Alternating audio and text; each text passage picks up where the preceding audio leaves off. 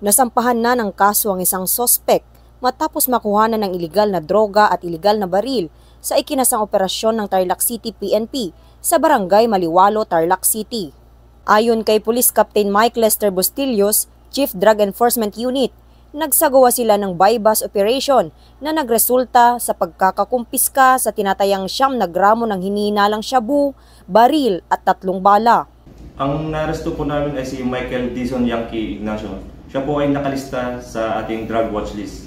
Siya din po ay leader ng isang criminal group dito po sa Tarlac na tinatawag na Dizon Criminal Group. Kami ay nakakumpiska ng 20 pieces heat-sealed transparent plastic sachet na may timbang na 9 grams.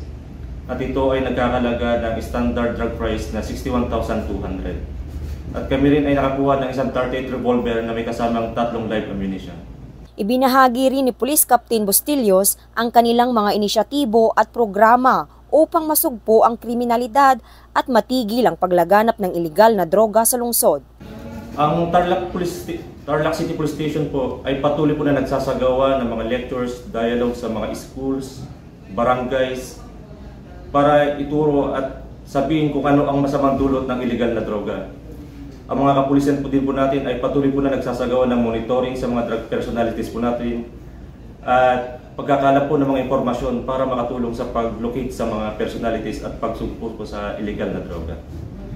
Sinisiguro ng Tarlac City Police Station sa pamumuno ni Police Lieutenant Colonel CNC Logroño, Acting Chief of Police, na patuloy silang magbabantay 24 oras upang mapanatili ang kaligtasan ng mamamayan.